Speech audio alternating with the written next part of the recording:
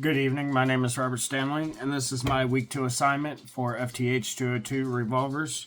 This week, be going over how to remove the slide plate off of your Taurus 856 38 Special. Going over some of the internals and their importance or relevance to indirectly or directly affect the cycle of operations. And then I'll show you the disassembled weapon when it comes of everything with only the slide plate, the handguard, or the pistol grip, I'm sorry, and the cylinder removed. And then from there, excuse me, I will break down the revolver to where only the frame is left of the barrel or of the firearm itself. So to get started, first things first, I'm going to show that there is no live ammunition inside the cylinder, making the weapon safe, and I have no live ammunition in my workspace. So to get started, there are 3 screws on the slide plate that need to be removed, and I'm going to go ahead, angle down, and start working on getting this removed.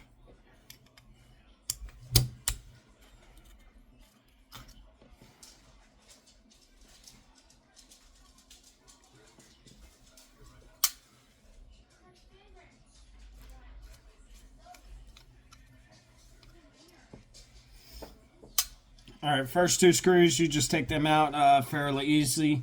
This screw here you got to be very careful with. It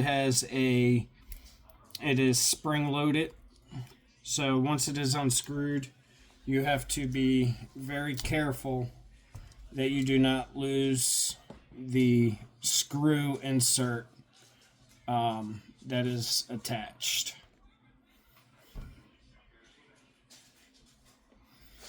Or the spring-loaded insert, I'm sorry. Once that's been removed, you go ahead, pop your cylinder out, and remove it. So from here, you can flip over your revolver, take your hammer, wood side, and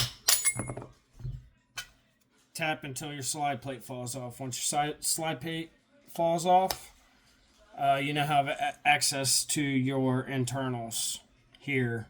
So the internals, you have your hammer spring, your trigger spring.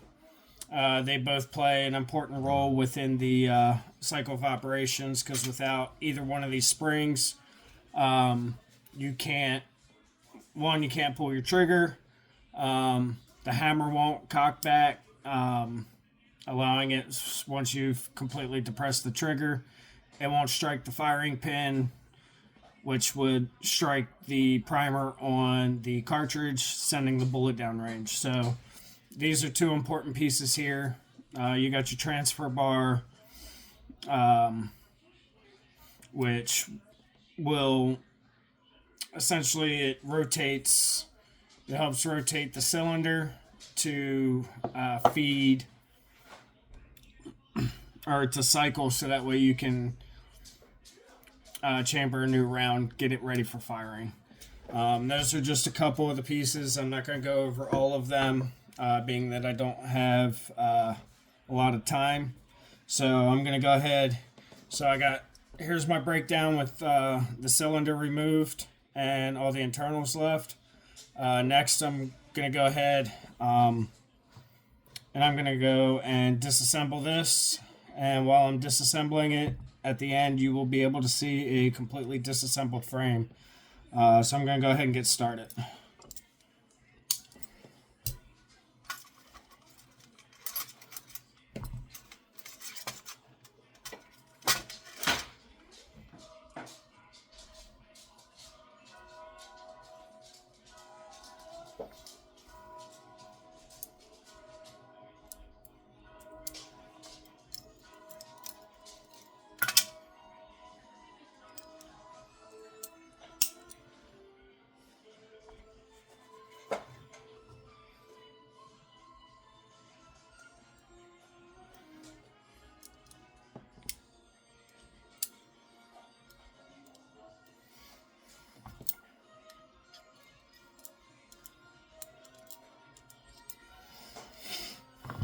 So that little trick there, you take a pin, safety pin, it'll allow you to pull those out with a little bit of ease.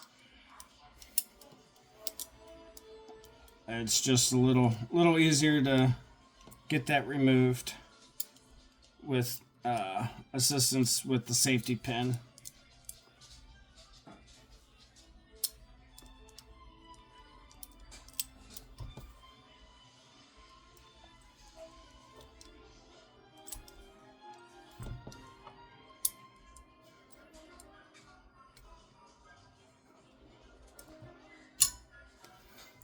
There you go, the hammer's removed. When removing the transfer bar, you tilt it out. And when you tilt it out, you can lift straight up. You have to be careful. I did not do it, but this plunger and spring will fly out. It's the plunger and spring for the transfer bar. So if you're not careful, that will do exactly what that just did and spring out. So once that's removed, you can go ahead and remove your trigger here.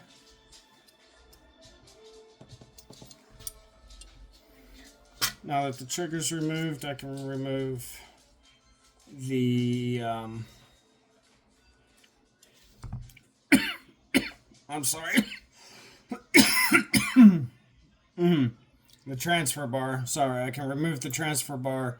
This was the hand that was just previously removed. So now I can remove the transfer bar. Now that the transfer trigger's out, I can remove the cylinder stop here.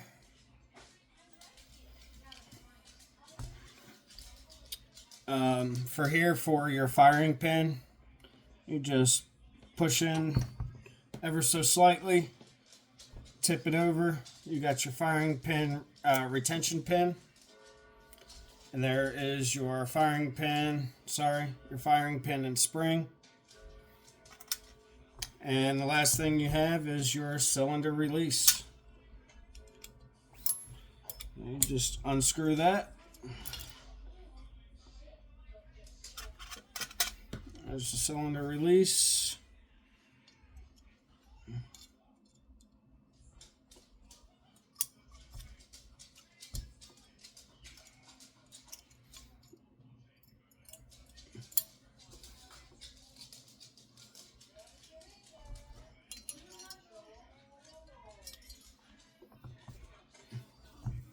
And the last piece removed is the bolt and the spring.